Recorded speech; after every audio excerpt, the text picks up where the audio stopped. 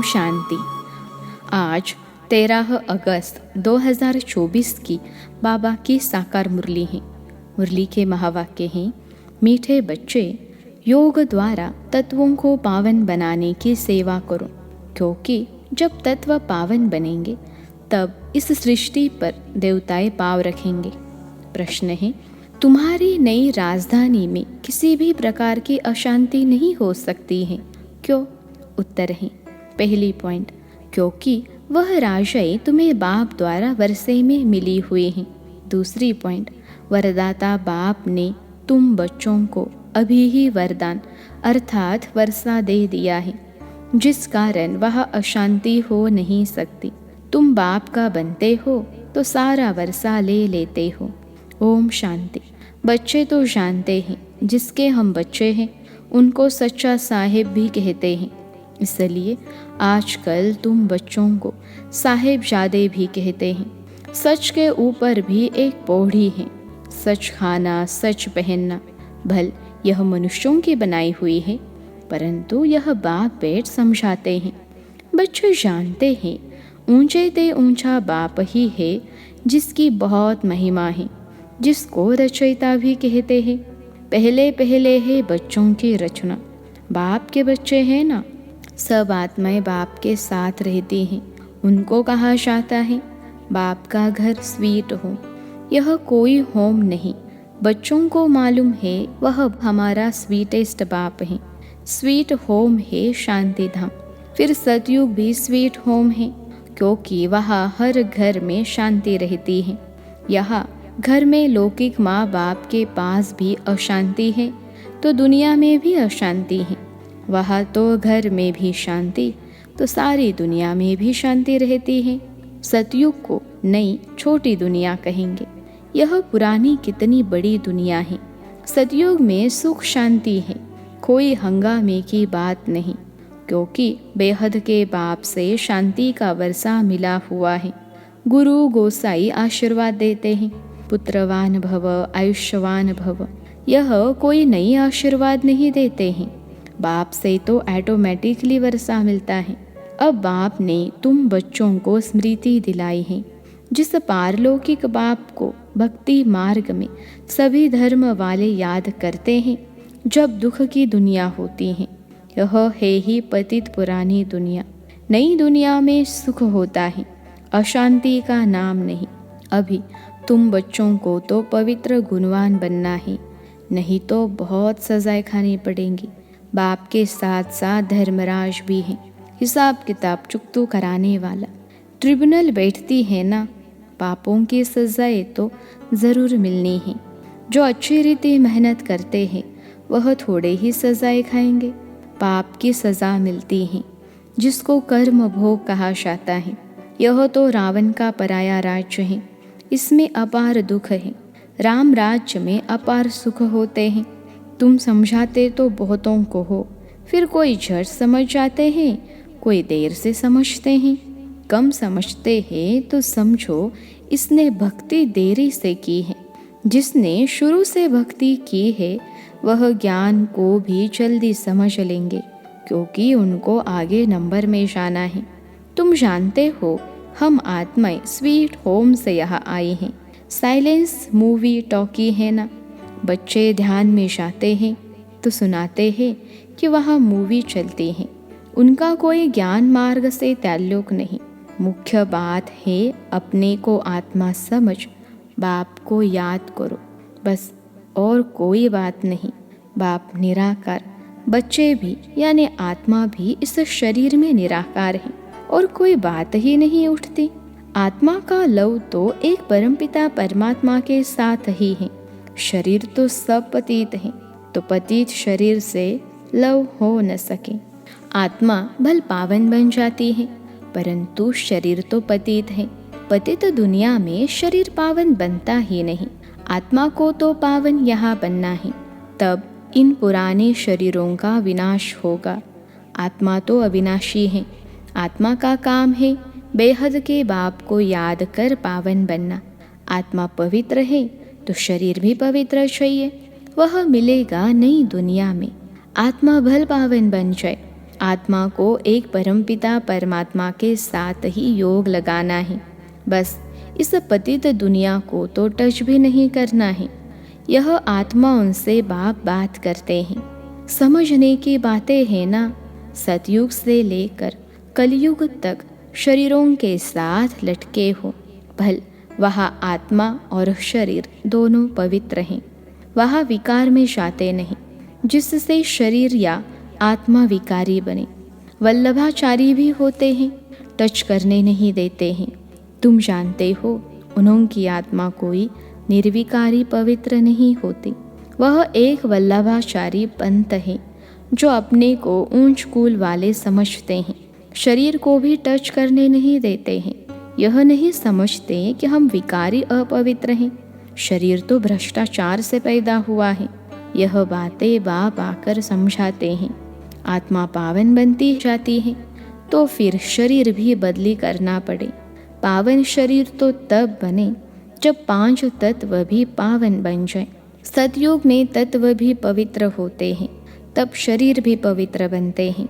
देवताएं पतित शरीर में पतित धरनी पर पैर नहीं रखते हैं। उनकी आत्मा और शरीर दोनों पवित्र पावन होते हैं, इसलिए वह सतयुग में ही पैर धरते हैं। यह है पतित दुनिया। आत्मा पारलौकिक बाप परमात्मा को याद करती हैं।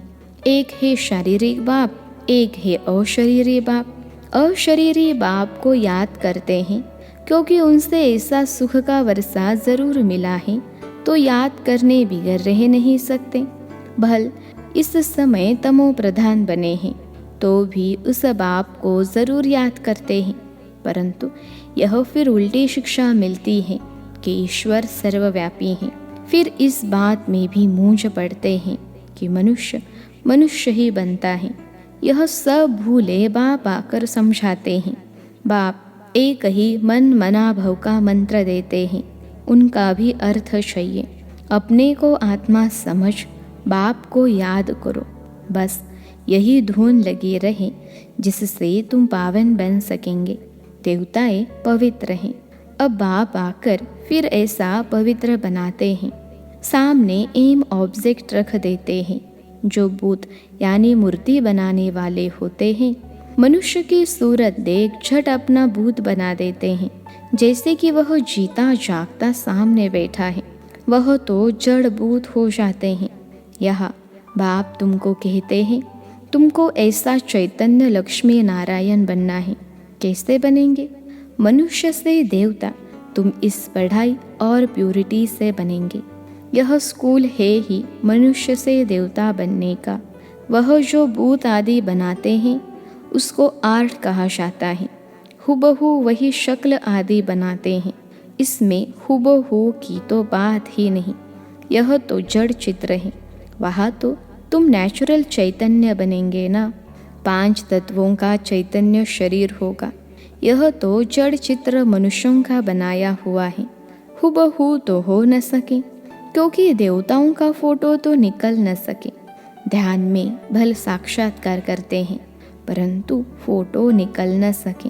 कहेंगे हमने ऐसा दीदार किया। चित्र तो न खुद न कोई और बना सके। खुद ऐसा तब बनेंगे जब बाप से नॉलेज लेकर पूरी करेंगे, तब हुबहू कल्प पहले मिसल बनेंगे। यह कैसा कुदरती वंडरफुल ड्रामा है।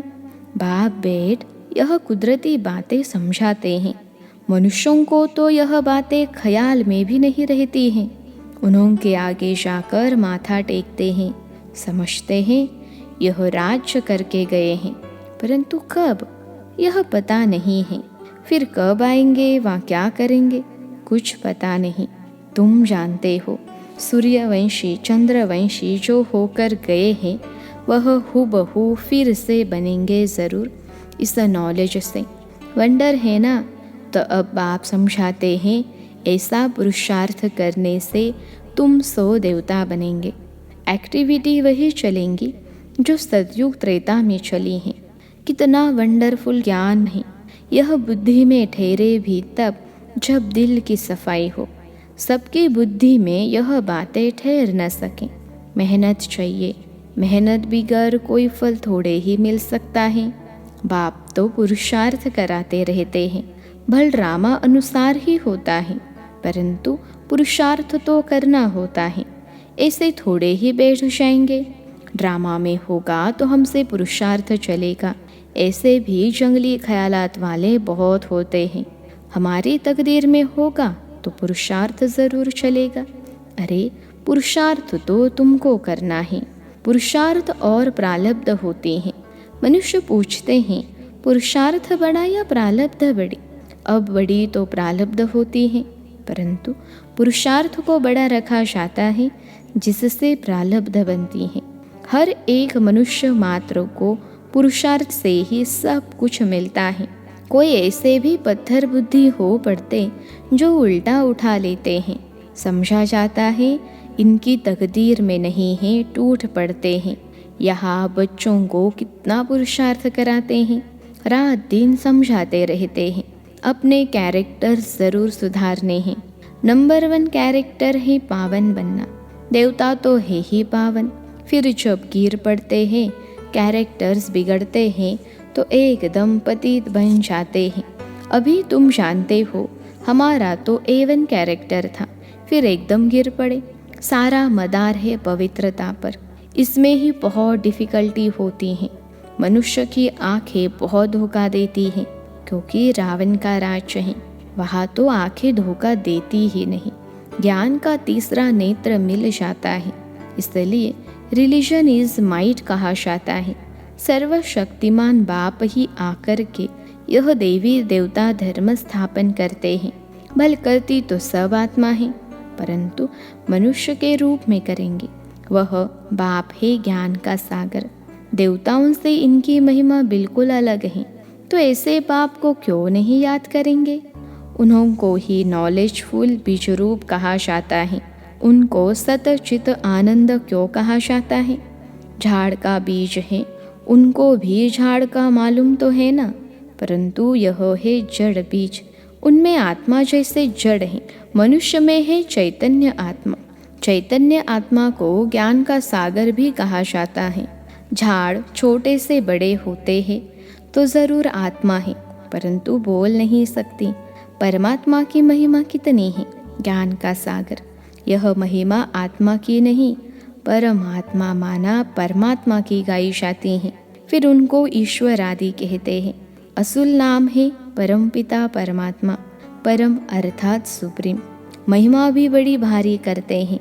अभी दिन प्रतिदिन महिमा भी कम होती है, क्योंकि पहले बुद्धि सतो थी, फिर रजो तमो प्रधान बन जाती हैं। यह सब बातें बाप आकर समझाते हैं। मैं हर 5000 वर्ष बाद आकर पुरानी दुनिया को नई दुनिया बनाता हूँ।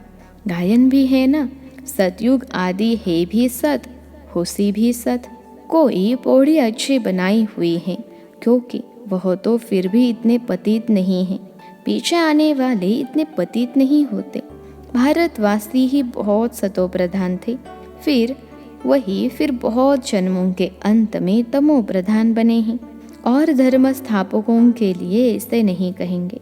वह न इतना सतो प्रधान बनते, न इतना तमो प्रधान बनना है। न बहुत सुख देखा है, न बहुत दुख देखेंगे। सबसे शास्त्री तमो प्रधान बुद्धि किसकी बनी है। जो पहले पहले देवता थे, वही सब धर्मों में शास्त्री गिरे हैं। भल भारत की महिमा करते हैं, क्योंकि बहुत पुराना है। विचार किया जाए तो इस समय भारत बहुत गिरा हुआ है। उत्थान और पतन भारत का ही है, अर्थात देवी देवताओं का है। यह बुद्धि से काम लेना है। हमने सुख भी बहुत देखे हैं जब सतो प्रधान थे, फिर दुख भी बहुत देखे हैं क्योंकि तमो प्रधान है। मुख्य है ही 4 धर्म, टिटिज्म, इस्लामिज्म, बुद्धिज्म और क्रिश्चियनिज्म। बाकी इनसे वृद्धि होती गई है। इन भारतवासियों को तो पता ही नहीं पड़ता कि हम किस धर्म के हैं। धर्म का मालूम न होने कारण धर्म ही छोड़ देते हैं। वास्तव में सबसे मुख्य धर्म है यह, परंतु अपने धर्म को भूल गए हैं। जो समझो सयाने हैं वह समझते हैं इन्हों का अपने धर्म में ईमान यानी विश्वास नहीं है। नहीं तो भारत क्या था, अभी क्या बना है। बाप बैठ समझाते हैं, बच्चे तुम क्या थे, सारी हिस्ट्री बैठ समझाते हैं, तुम देवता थे, आधा कल्प राज्य किया, फिर आधा कल्प के बाद रावण राज्य में तुम धर्म भ्रष्ट कर्म भ्रष्ट बन गए, अभी फिर तुम देवी संप्रदाय के बन रहे हो।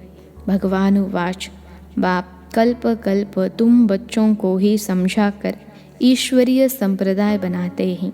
अच्छा, मीठे मीठे सिखलते बच्चों प्रति माता पिता बाप दादा का याद प्यार और गुड मॉर्निंग। रूहानी बाप की रूहानी बच्चों को नमस्ते। हम रूहानी बच्चों की सिखलते रूहानी माता पिता बाप दादा को याद प्यार गुड मॉर्निंग और नमस्ते बाबा नमस्ते। धारणा के लिए मुख्य सार पहली पॉइंट है, अपने दिल की सफाई से बाप के वंडरफुल ज्ञान को जीवन में धारण करना है। पुरुषार्थ से ऊंच प्रारब्ध बनानी है, ड्रामा कहकर ठहर नहीं जाना है। दूसरी पॉइंट है, रावण राज्य में क्रिमिनल आँखों के धोखे से बचने के लिए ज्ञान के तीसरे नेत्र से देखने का अभ्यास करना है।